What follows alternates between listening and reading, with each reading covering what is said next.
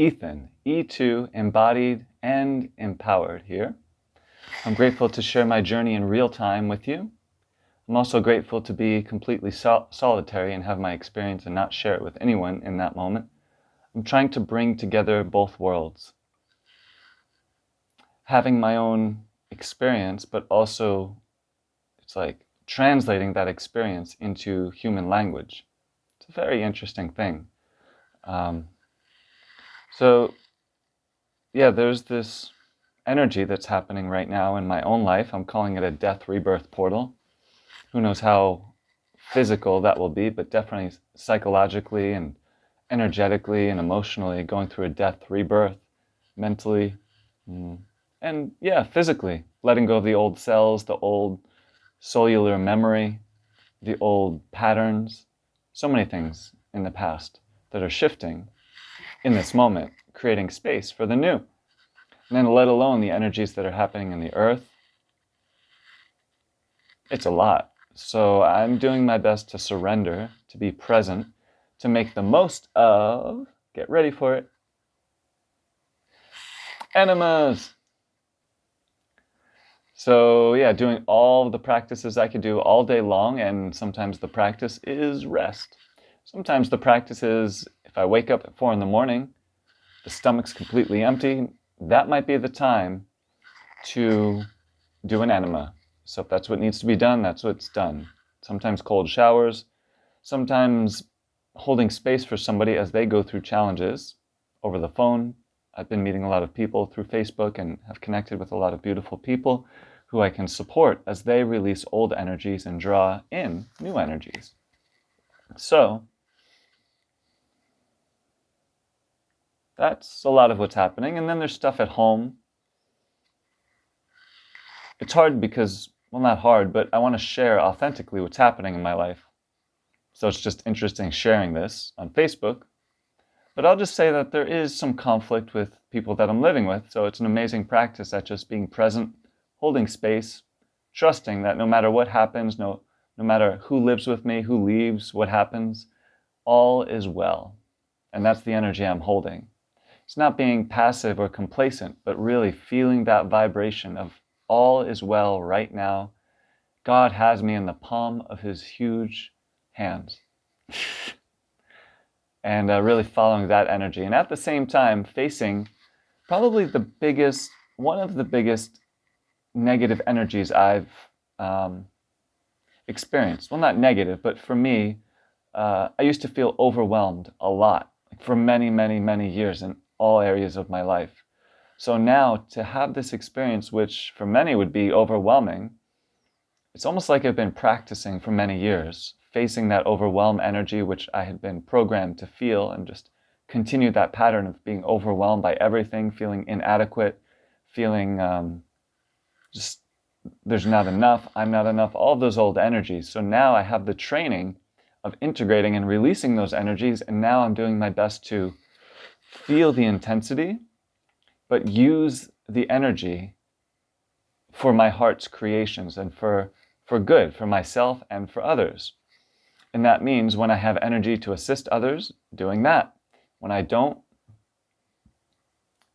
shifting the energy to other places. And there are moments where I have to call upon the unstoppable warrior energy where nothing will get in my way of doing what I need to do or manifesting what I need to manifest. Though sometimes I can summon that energy, but it's not ideal to be on adrenaline all day long. Like all day long, 1,000,000% focus. That's not realistic in this human realm. So I'm picking my moments of really intense practices, and then most of the time trying to stabilize in practices all day long, but not always challenging myself because the body's in so much pain and it's a lot of challenges. The point being, who knows where I'll live soon, who knows what's going to happen, but I'm trusting and knowing in my heart, regardless of the mind's fears or questions, that I am guided on my soul's highest path. This has nothing to do with easy or hard or the details of what happens, but I trust that I'm on my soul's path.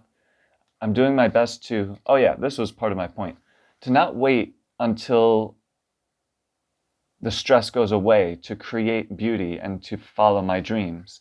To not wait until I feel ready, per se, to follow my dreams, to create, to manifest, to offer my gifts to the world, and not wait. Oh, I'm actually inspiring myself here. You gotta just be mindful because I don't create 20 things at once here. It's a good pep talk. So, but that was one of my chief negative features, you could call it that, or the escape routine, waiting until tomorrow to share my deepest inner gifts, because either I felt inadequate or I felt like there's not enough time, I'm not enough, I'm gonna sabotage anyway, all these negative old program beliefs, limiting beliefs. So it feels really good to not be in that energy more and to be in the energy of I am embodied. I am empowered, just as I am. And I can create now with my mind, with my energy. I don't have to do it alone. I can manifest beauty now, just as I am, in my mind and my heart. I can fully heal the glioblastoma and support the body in doing this. Many other things. So I'm trying to work in each realm, the realm of time and space, and the realm beyond time and space.